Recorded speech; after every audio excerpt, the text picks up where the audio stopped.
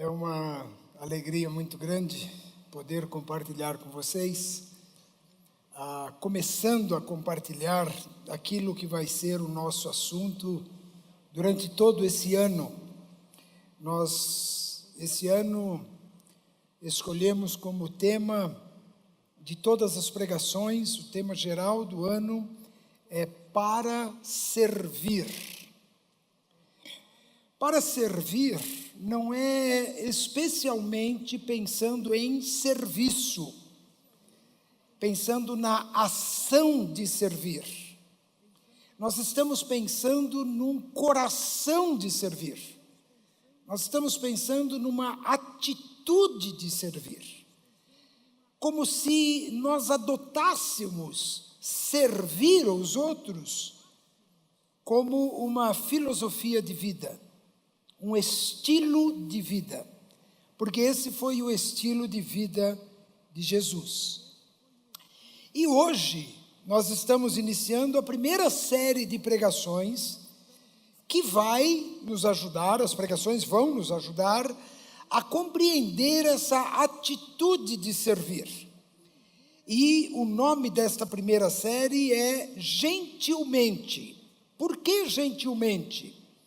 É porque nós queremos aprender a servir com gentileza, com uma atitude gentil. Queremos aprender a servir como Jesus. E escolhemos essa palavra, gentilmente, porque ela é muito abrangente no seu significado. Eu quero mostrar alguns pontos para vocês. Por exemplo, é desta palavra que vem a raiz da palavra que nós usamos em português, uma palavra científica muito conhecida, que é gens. Gens trata da natureza humana, da raça, da família humana. Então nós temos o gens masculino, temos o gens feminino, aquilo que forma a nossa própria vida. E aí está essa palavra, a raiz dessa palavra. Também uma outra coisa que vindo através do latim, a nossa língua portuguesa veio do latim, a palavra gentilis, que deu origem à palavra gente, que é o ser humano, gente, pessoas, todo tipo de pessoa e todo tipo de gente. E quando se fala de gente, se fala dessa humanidade de cada um de nós. Somos gente. A palavra gentil, que também gira em torno desse conceito, é um adjetivo que significa tratar as pessoas com a dignidade humana, tratar as pessoas com humanidade. E aí nós temos a palavra gentilmente. Eu vou primeiro dividir a palavra em dois, gentil e mente. Esse mente geralmente é um sufixo que determina uma certa continuidade, uma espécie de ação contínua, gentil sempre, vamos dizer assim. Mas gentilmente também tem a ver com mente mesmo, porque é uma postura mental, racional, é uma decisão que se toma de viver gentilmente. E por fim, a palavra gentilmente em si, tudo junto. Gentilmente é um advérbio. Na língua portuguesa, a função do advérbio é qualificar o verbo. Eu vou dar um exemplo. Você tem que falar com alguém. Como você vai falar com essa pessoa? Você vai falar de uma forma gentil ou você vai falar de uma forma abrutalhada? Você vai falar com uma reação nervosa, de ódio, ou você vai falar de um jeito amoroso? Então, falar com amor ou falar amorosamente é um advérbio que muda o verbo. Então, gentilmente, falar gentilmente é falar de um jeito gentil. Agir gentilmente é agir de uma forma gentil. Então, não é o que você faz, é a qualidade do que você faz. Qual é a qualificação dele? Se você responde para alguém brutamente, brutamente é um advérbio, que está definindo que você falou, a sua ação foi falar, como qualquer outro falar, só que você qualificou o seu falar de forma bruta, ou você vai falar gentilmente, então você está qualificando o seu falar. Gentilmente é um jeito cristão de viver, é o jeito como Jesus viveu, é um jeito cristão de amar, é um jeito cristão de ser. Então, ser gentil é uma espécie de 3G. Nós já temos o nosso 3G tradicional, que é gente que gosta de gente. 3Gs. Gente, gosta, gente. Agora, gentil é gente que trata gente como gente. É exatamente isso o conceito desta palavra. Gente que trata gente, qualquer gente, como gente, com a dignidade de gente, com a dignidade de pessoa, com a dignidade de um ser humano, com todo respeito, com toda a honra e com toda a deferência devida a essa pessoa. Então, gente que trata gente como gente. O texto que dá base para a nossa série chamada Gentilmente é Gálatas capítulo 5, versículos 22 e 23. Vejam o que está escrito. Mas o Espírito produz este fruto. Antes de chegar no fruto, vamos ficar nessa frase. Primeiro ali, ó. O Espírito produz esse fruto. Não somos nós.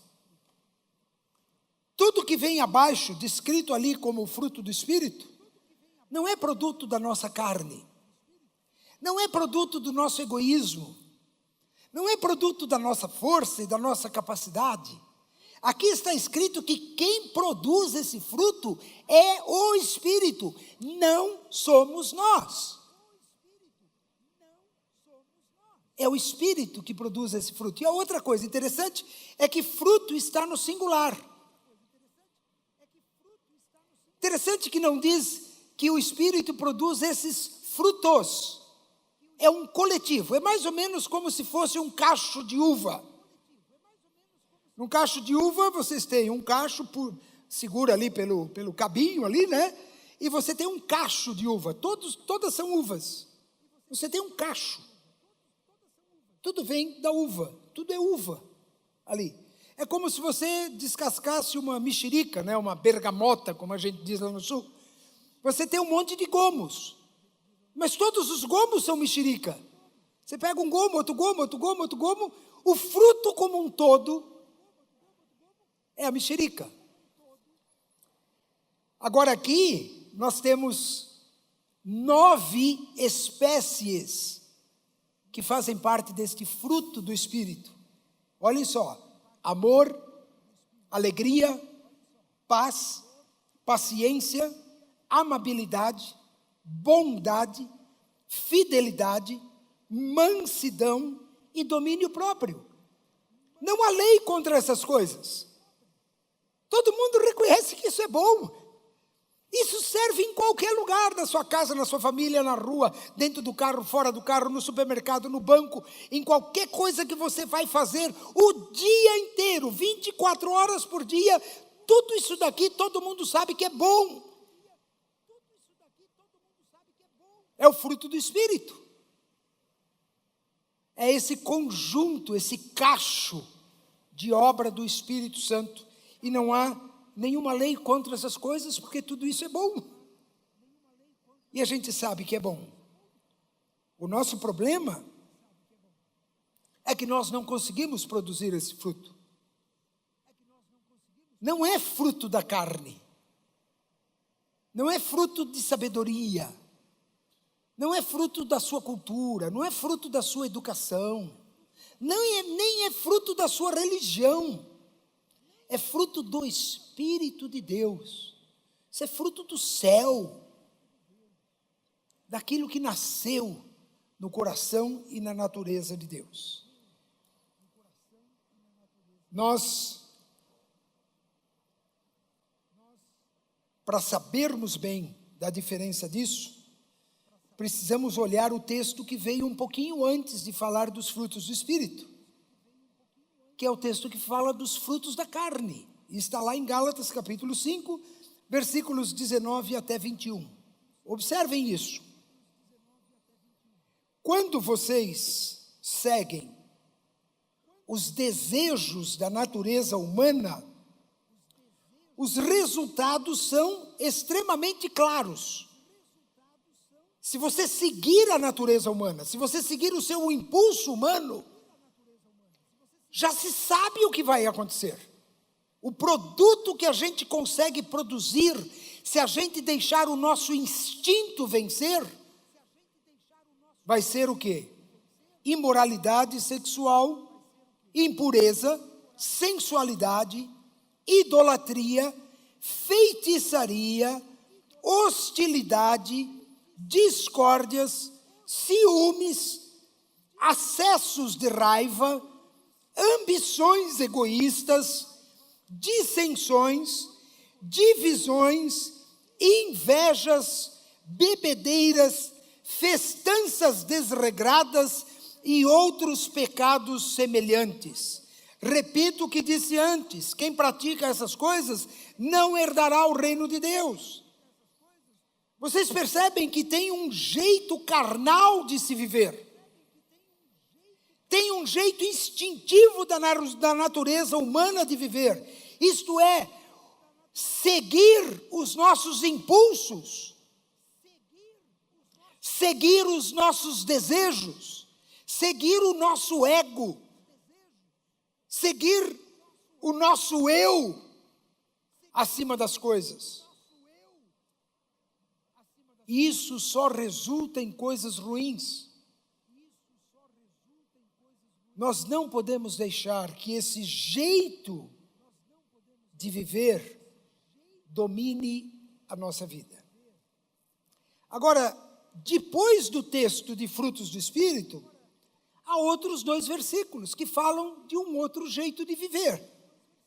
Vejam Gálatas 5, versículos 24 e 25.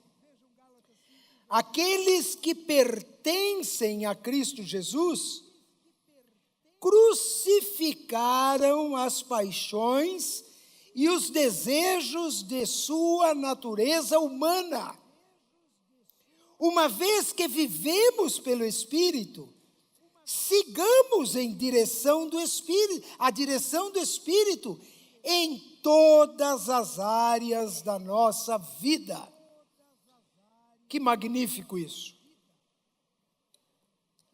Há um jeito de viver. Na carne, na nossa humanidade, nos nossos instintos egoístas, ou viver no Espírito. Quando a gente vive no Espírito, o Espírito produz na nossa vida os frutos do Espírito. Se nós vivemos na carne, nós produzimos os frutos da carne. Simples assim. A proposta dos frutos do Espírito é para quem quer escolher viver dominado pelo Espírito Santo de Deus e não pelos nossos instintos humanos e carnais. Nós vamos tratar agora da primeira dessas características do fruto do Espírito, que é o amor. E o título que eu estou dando é: Desista de amar por si mesmo. Desista de amar por si mesmo. Você não vai conseguir. Se o amor depender de você mesmo, seu amor está furado. E vai furar. Desista de amar por si mesmo. Por quê?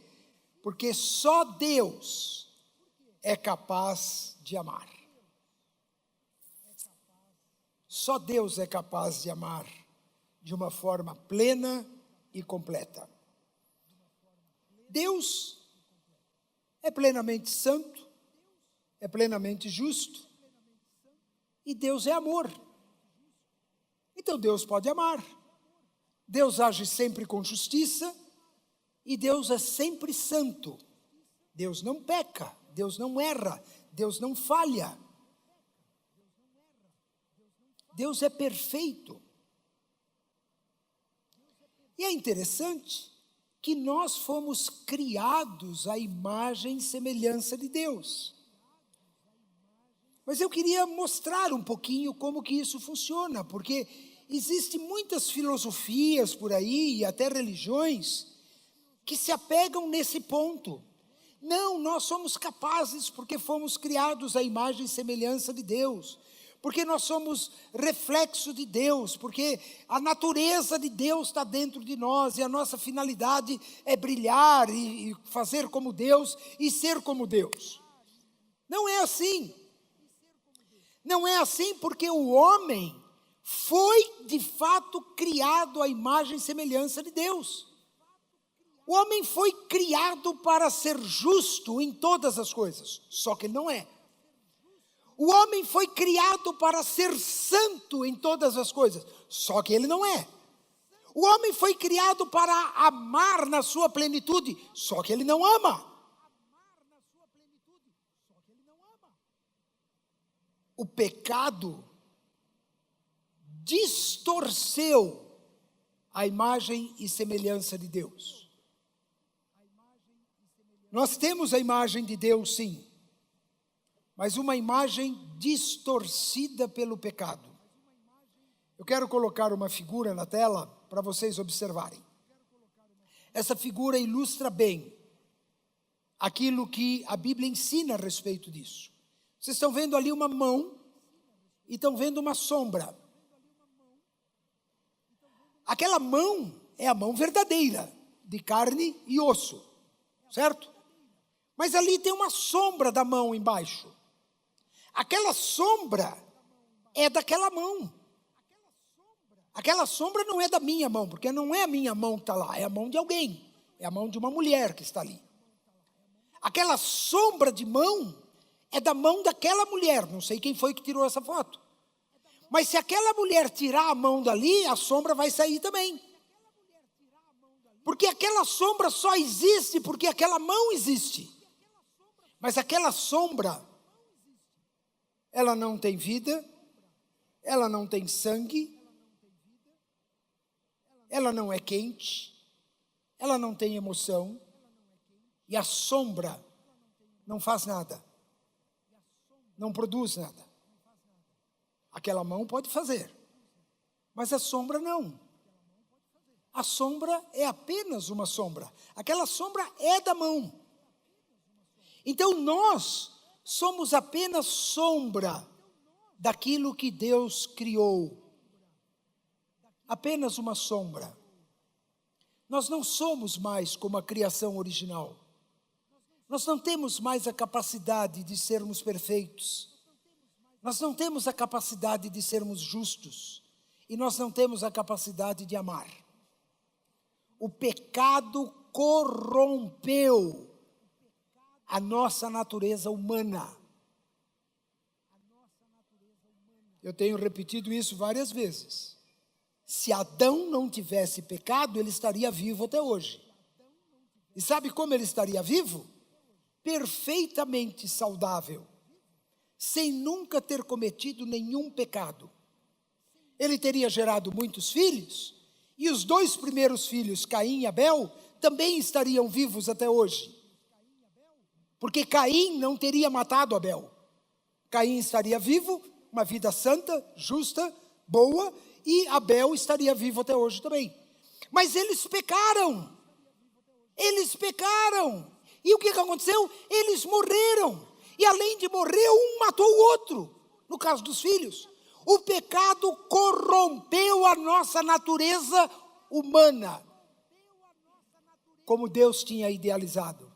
Agora nós temos uma natureza humana sombra, caída, corrompida pelo pecado. Nós temos consciência da justiça, da santidade e do amor. Mas nós não somos capazes de ser assim. O homem não faz todo o bem que sabe que deve fazer. E o homem não deixa de fazer o mal que sabe que não deve fazer. O homem sabe o que é ser justo. O homem sabe o que é ser santo. O homem sabe o que é o amor. Mas não consegue praticar tudo isso na sua plenitude. E Paulo mesmo disse isso em Romanos capítulo 7, versículo 15. Não entendo a mim mesmo, pois quero fazer o que é certo, mas não faço. Em vez disso, faço aquilo que odeio. Pensa a última vez que você perdeu paciência com alguém. E você tratou mal alguém por causa disso. Não foi legal, né? Você sabe que não foi legal. Você sabe que não devia ter feito. Mas você não conseguiu impedir isso. Você sabia que era errado, mas fez.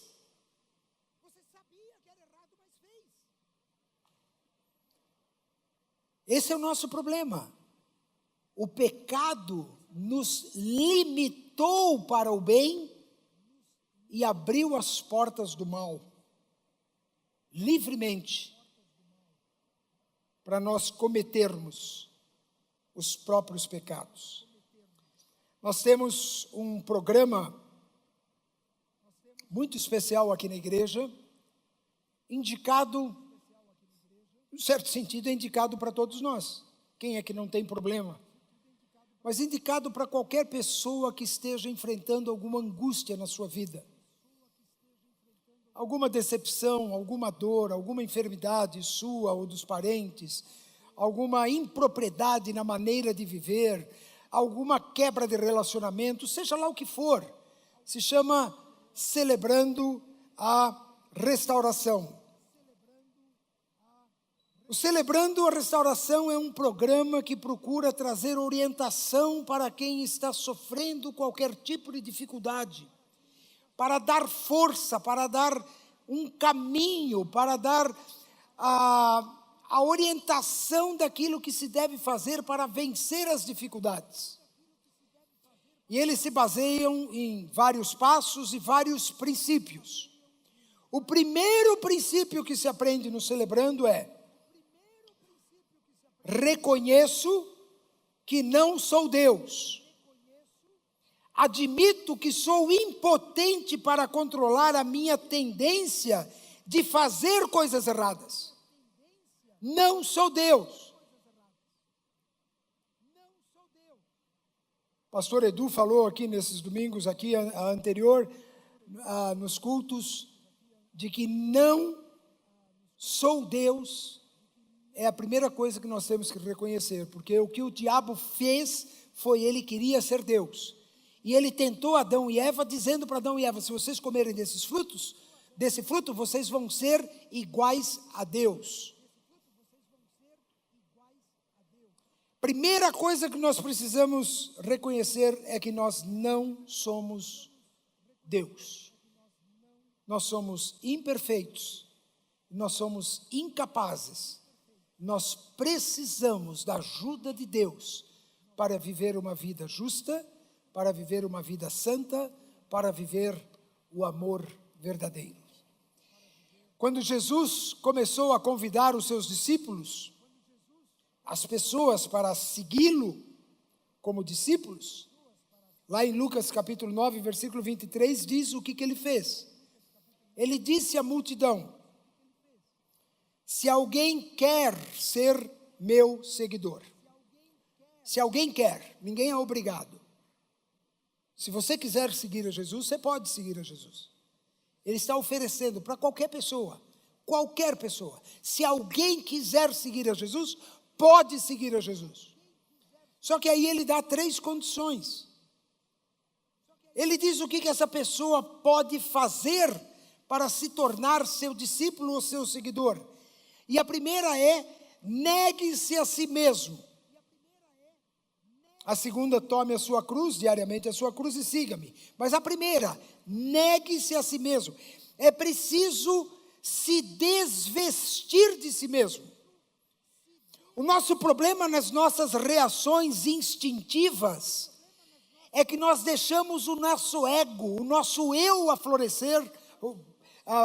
aflorar e dominar a nossa reação. Então alguém faz algum mal para nós, a gente já revida em dobro.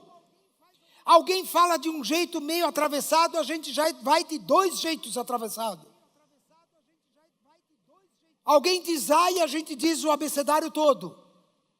Esse é o nosso jeito instintivo de reagir. Por isso Jesus está nos dizendo: negue-se a si mesmo. Você precisa anular o seu eu para dar lugar a Cristo. Você precisa renunciar o seu eu, o seu ego, para dar lugar a Cristo. Deixar que Cristo reine na sua vida, que Cristo tome o trono da sua vida. E você vai ser apenas um coadjuvante. Você vai ajudar, você vai cooperar, você vai servir. Nós precisamos zerar a nossa vida, para que Deus crie uma nova vida em nós. A vida dele, que é a vida cristã, e a vida espiritual, que é a vida do Espírito. Em Gálatas 2, 19 e 20, Paulo diz assim: porque eu, mediante a própria lei, morri para a lei, a fim de viver para Deus. Estou crucificado com Cristo. Olha só, eu morri, eu fui crucificado com Cristo. Logo já não sou eu quem vive, mas Cristo vive em mim.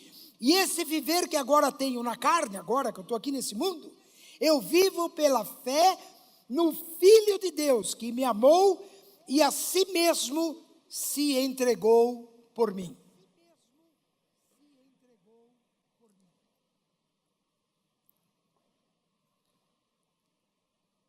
O Espírito Santo, que foi enviado por Jesus depois que ele subiu aos céus, Jesus disse o que ele veio fazer. Está lá em João capítulo 16, versículo 8.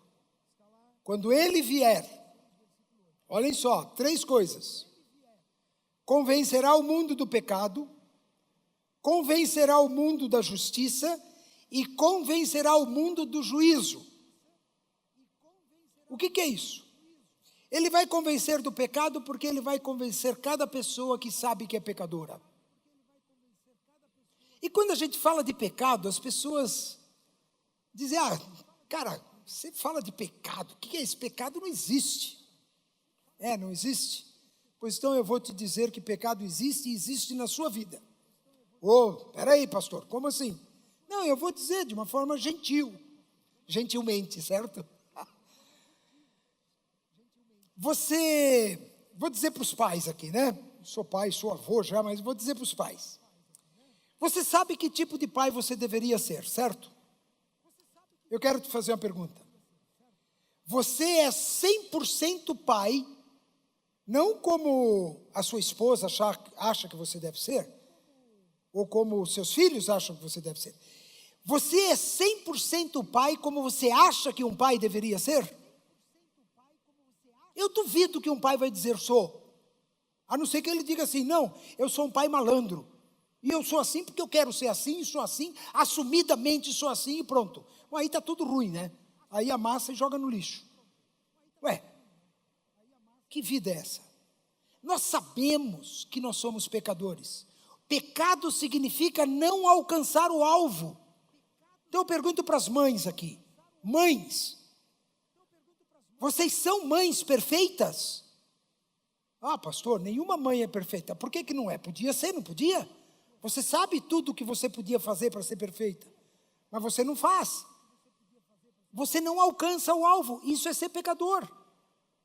O pai não alcança o alvo, o marido não alcança o alvo, A esposa não alcança o alvo, os pais não alcançam o alvo, os filhos não alcançam o alvo. Pecado é não alcançar o alvo.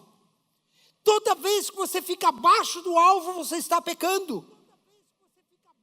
Quando você não é aquilo que você sabe que deveria ser, você está pecando. Isso é o pecado. O Espírito Santo vem convencer do pecado, vem convencer da justiça. A justiça é aquilo que é certo. Nós sabemos o que é certo. Então por que não fazemos? E por fim diz que ele veio para convencer do juízo. O que é o juízo? São as consequências dos nossos erros. O preço do nosso pecado. O Espírito Santo faz tudo isso na nossa vida. Sabe para quê? Para que a gente desista de si mesmo. Porque nós sabemos o que é certo, mas não fazemos. Nós sabemos o que é errado, mas nós fazemos o que é errado. Nós sabemos que devemos amar sempre, mas nós não amamos sempre. Por isso o título da nossa mensagem: desista de amar por si mesmo. Sabe por quê? Porque só Deus é capaz de amar. Só Deus é capaz de amar. Vamos ver como isso funciona? Quero tomar um minutinho para lembrar das 3 palavras que existem no Novo Testamento sobre amor, porque elas vão nos ajudar a entender aqui a conclusão. A primeira palavra é eros. Eros é o amor passional. É o amor que trata da paixão física e da paixão emocional. Não é errado o eros. Nós fomos criados com esse instinto do amor eros. O que é errado é quando esse amor predomina. Porque esse é um amor muito egoísta, que busca o seu próprio prazer. Uma segunda palavra para amor é filéu. Filéu já é mais bonitinho. Filéu é o amor fraternal, o amor recíproco, é o amor social, é o amor relacional. O grande mérito do filéu, esse amor filéu, é que ele é uma mão, uma via de 2 mãos. Ele vai e vem. Você ama o seu amigo porque o seu amigo ama você. Você ama a sua mulher porque a sua mulher ama você. Você ama os seus filhos porque os seus filhos amam você. Você ama as pessoas próximas a você porque elas também são favoráveis a você. Então esse é um amor que depende de ir e vir. 2 mãos. Esse é o amor filéu. Não tem nada de errado com o amor filéu. Ele existe para os nossos relacionamentos sociais, os nossos relacionamentos familiares, e ele é ótimo para isso. Mas existe um terceiro tipo de amor que é o ágape. E o ágape é o amor sacrificial, o amor altruísta, o amor incondicional. Esse é o amor que ama quem ele não conhece. Esse é o amor que ama aquele que não é próximo. Esse é o amor que ama aquele que não te ama. Esse é o amor que ama o inimigo. Esse é o amor que ama o estrangeiro. Esse é o amor que ama aquela pessoa que prejudicou você. Esse é o amor de Deus. E esse é o amor que nós temos dificuldade de praticar. Jesus nos ensinou isso lá em João capítulo 21, versículo 15 a 17, e eu vou contar isso como a nossa história final. Depois de terem comido, perguntou Jesus a Simão Pedro: Simão, filho de João, amas-me, ágape? Ele usou a palavra ágape. Amas-me, ágape, mais do que os outros? E ele respondeu: sim, Senhor, tu sabes que eu te amo, filéu. Pedro não disse, tu sabes que eu te amo, ágape. Ele não usou o mesmo verbo que Jesus usou, porque ele sabia que não amava com amor ágape. Então ele disse: Senhor, tu sabes todas as coisas, e tu sabes que eu te amo, filéu. E Jesus disse: apacenta os meus cordeiros. Tornou a perguntar-lhe pela segunda vez, Jesus: Simão, filho de João, tu me amas, ágape? E ele respondeu: sim, Senhor, tu sabes que eu te amo, filéu. E disse Jesus: pastoreia minhas ovelhas. E pela terceira vez, Jesus lhe perguntou: Simão, filho de João, tu me amas, filéu? Jesus mudou a pergunta: tu me amas mesmo, filéu? E respondeu Pedro: Senhor, tu sabes todas as coisas, tu sabes que eu te amo, filéu. Então Jesus disse: apacenta as minhas ovelhas. Qual o sentido dessa história? O sentido dessa história é que Pedro teve que reconhecer diante de Jesus que ele não amava Jesus com o amor ágape. Vocês lembram o que tinha acontecido? Pedro tinha negado Jesus poucos dias atrás. Pedro jurou que não conhecia Jesus. Pedro jurou que não era um dos discípulos de Jesus. Por isso que ele disse: Senhor, eu gosto do Senhor. Eu não consigo mais do que isso. Eu já devia ter conseguido. Eu devia ter amado o Senhor com amor ágape, com amor sacrificial. Eu devia ter morrido quando eles me perguntaram se eu era discípulo. Eu devia ter dito: sou sim, podem me matar também. Mas eu não disse isso. Eu me protegi, eu menti, eu traí o Senhor. E é isso que nós fazemos todos os dias, quando nós pecamos. Nós traímos a Deus, nós traímos Jesus e ficamos com o nosso ego. Meus queridos, o texto bíblico de Gálatas diz assim: o Espírito produz este fruto: amor, alegria, paz, paciência, amabilidade, bondade e fidelidade. Deus quer produzir esse fruto na sua vida. O que você tem que fazer é renunciar a si mesmo e deixar Deus amar no seu lugar. Eu vou explicar de uma forma bem simples. Se você está com dificuldade de amar alguém que te tratou mal, que te respondeu mal, que causou prejuízo para você, faça o seguinte: trate essa pessoa com amor. Trate com amor, com gentileza. E deixa o Espírito de Deus produzir o fruto do amor. Vocês entenderam? Por exemplo, outro exemplo, você tem que perdoar alguém. Você vai dizer: mas pastor, essa pessoa me prejudicou, essa pessoa mentiu sobre mim, essa pessoa falou mal de mim, essa pessoa me rebaixou, me humilhou, essa pessoa estragou com o meu emprego. Faça o seguinte: trate essa pessoa como se ela já estivesse perdoada. Trate assim e deixe o Espírito Santo produzir o fruto do perdão. Porque espiritualidade é fruto do Espírito. Nós somos de natureza humana, pecaminosa e carnal. A carne não pode produzir amor e nem perdão. E o meu desejo e a minha oração hoje é que o Espírito Santo produza o fruto do Espírito na vida de cada um de vocês. Que Deus abençoe cada um de vocês.